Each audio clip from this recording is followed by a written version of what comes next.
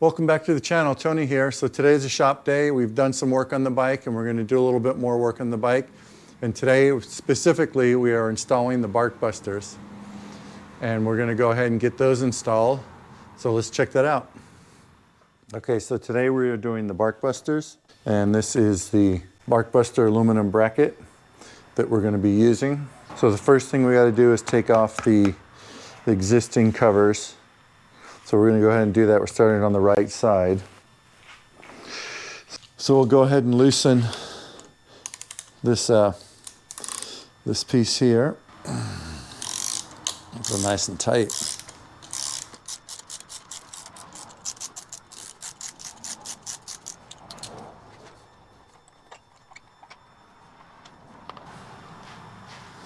All right, so we went ahead and took this off. And we're not going to need this, but I think we still need, no, I think we have an adapter for this. So we don't need this at all. We'll put this away. All right, so we're going to install this adapter. All right, so before we crank this down, we're going to go ahead and take this off.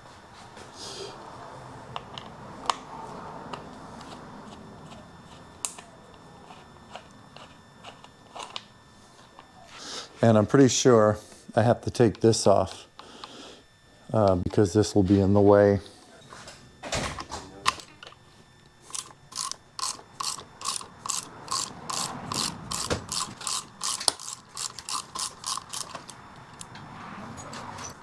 All right, so I'm removing this piece. I pulled the nut off and just slide this one off.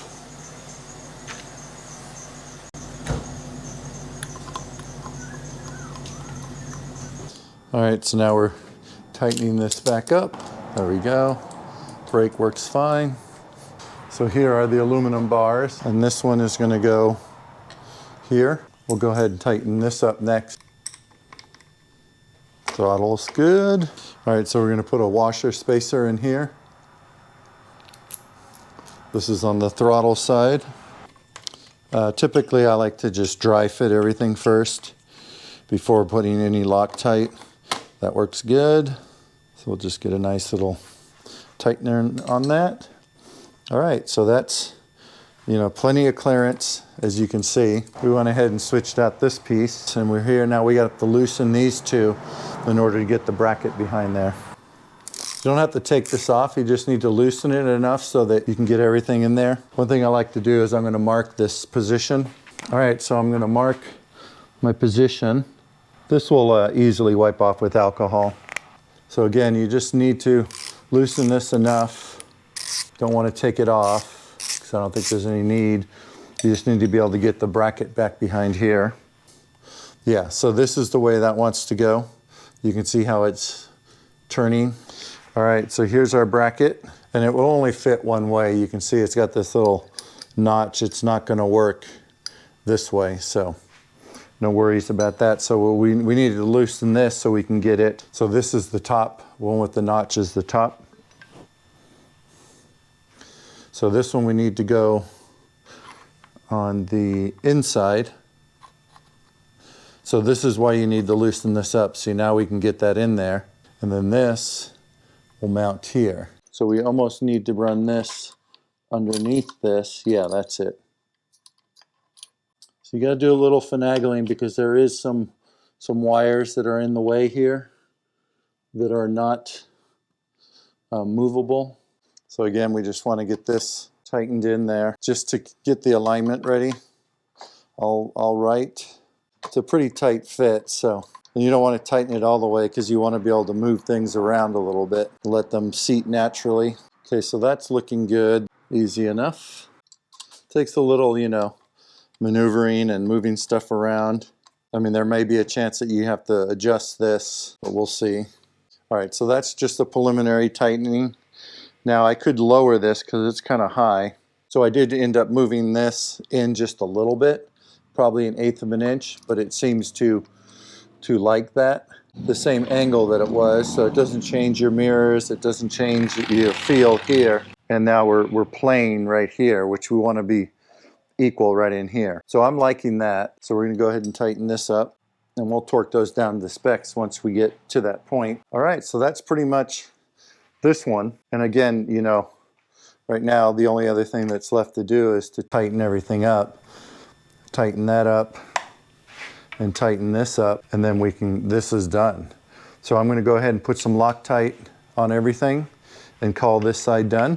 All right, so we have one little snag. So I gotta go replace these. I'm gonna replace them on all four because this is stripping out. So it's not stripping out in the thread, but it's stripping out where the socket, the hex head socket Allen, whatever goes in there. So I see that as being a flaw. So we're gonna go ahead and get some really good ones here and replace those on both. So we'll be right back. All right, nice and tight. Now we'll tighten these guys up. Not too tight, you don't want to strip this soft aluminum. There we go, nice and solid. We're gonna go ahead and do the other side before we put the plastic on. So everything's Loctited, everything works fine. Beautiful. Onward. All right, so you see that I went ahead and replaced these because, you know, there's a gap there and you want some threads to come through that. So everything went on pretty good. You can see this little adapter, everything works good. Come along, we got plenty of clearance. We're gonna check our turn so we don't hit anything right here. That's always a good thing. Got clearance. We'll have to see when we put the plastic on. But this side's installed and we're gonna go ahead and install the other side. So on this side, we'll go ahead and take the plastic off. We'll probably have to take this off too, just like we did on the other side. And there's a couple parts that you need to do to bring this in more. So we're gonna go ahead and play around with that and get this side installed next. We'll go ahead and loosen this up. This is just a regular nut with, it's not a nylon nut or anything like that, but it's just tightened on there with no Loctite or anything. So we're gonna switch that out to a nylon nut. All right, so we're pulling this one off next. This is my brake. First things first though is we need to remove this. Okay, so that's off. All right, so this guy goes back in here. And it self-threads. So it's threaded into this bottom piece right here. And then it has a locking nut. All right, so I think the one we got to replace is this one. So we have to loosen this. And it said to give it some slack. So we're giving it some slack. So I think next we got to remove this guy right here. So this is a longer one of those. This is for your locking. Go look at this. See what we have. Aha, that hook's there. Go ahead and get this threaded. So this is going to make the brake a little more accessible, which is fine with me. We'll put the lock nut on after we get everything working. We'll go ahead and swing back over here. And it shows this going just like this. Okay, so this doesn't allow the brake to close all the way, but it still doesn't engage it. So that's where it is right now. We'll see what that looks like. And they do give you a lock nut for that. So they give you this lock nut, which I'm surprised there's not one on the other side, but oh well. Even though this threads in so you can tighten it, and then the lock nut just holds this other piece on. We'll go ahead and tighten this up. You know, at first sight, when you look at this, you go, no, this ain't gonna work. Once you look at the instructions, then it does make sense and it will work. So we'll tighten this one down. That locks this guy. So now you can see it doesn't close all the way there, but it still locks. I do need to adjust this, so go ahead and do that. We can get to that later. Now let's see if that was enough. Oh, just enough. Look at that, just enough. Okay, so we're gonna toss these ones here and replace those. First things first, we need to get this guy back behind. So we went ahead and we put our washer in and we have this in. We'll go ahead and dry fit this. Make sure everything's good here first. Go ahead and dry fit this. Looks like we just clear. Not a lot of room to grab that. So there's your dry fit. Still enough room to grab that. Okay, so I think we're good here. We don't have to loosen anything. We're just gonna dry fit this. All right, so that's dry fitted. That's dry fitted. And this is where our other bracket goes, which I think will be okay. All right, so this goes right here, easy fit. It's kind of on the little bit on the radius side, so you're gonna have to kind of play with it, but it sits there and holds. It holds just fine. So we have our long bolt, which we're gonna put down here. You always gotta be careful with this aluminum because You don't want to cross the, it's not the end of the world, you just have to drill it out and tap it, but much rather not do that. All right, so that one went in good. And you can see we got some good screw coming out here. Doesn't interfere with anything, so we really got some good bite. And here's our second one. This will be for the top. So you can see, you really want that fully threaded because it's going to be gapped, and we may even go with the longer one. So really right now, we barely got all the threads in, but I think we might have enough. We have a really good gap right there, and we have a good gap right here, but we're closing that gap. That's what you want. You want those threads to come through. Okay, we're good. We're not hitting anything. This is a little bit longer. These are 30s, and a 35 would have been good. This is a 40, but they didn't have a 35, so I think a 35 would work good at the bottom. These are 6mm. All right, so before we tighten this, we want to get this set at the right plane. So we'll loosen up all of these and we'll kind of tilt it up. Right about there, it hits the bottom. It's hitting the bottom right here, so we're just going to touch it and then we're going to just back off a little bit. I think that's good, and that's good. All right, so first things first, we're going to go ahead and start doing our Loctite. So from what I learned on that side is, don't do this side yet, loosen this up. Go ahead and pull this one out. Plenty of room and it's not going to hit. So I'm going to say success with these Barkbusters. I'm really happy with them. I'm going to go ahead and put this on next and show you what it looks like, the finished product. All right, so the install is complete. We put in these little buffers here, and you can lower. These are at the highest level right now, which I'm kind of liking. Let's go ahead and put it over here in the light. I'm really liking this so far, so we'll have to see what the performance is. I'm going to compare them right now to the stock ones, but yeah, that looks cool. I like the black. Kind of blends in with the bike. But yeah, we're very pleased with this install. Very clean, very simple. Again, do your homework. You know, learn what you need to do before, and I'm giving you enough information here that it should be a fairly simple install for you. You know, yeah, you don't get the cover over all this stuff, but you know what? I like the minimal look, especially over here. I mean, that's really, really nice. You don't have that big piece of plastic over that and so on. And again, no binding, so absolutely cool. So a little bonus, I did another thing here. So I have this, which, you know, my volt reader, and this turns this on and off. So now I have two USB, and what I'm basically doing is plugging this one in. This is for the bike.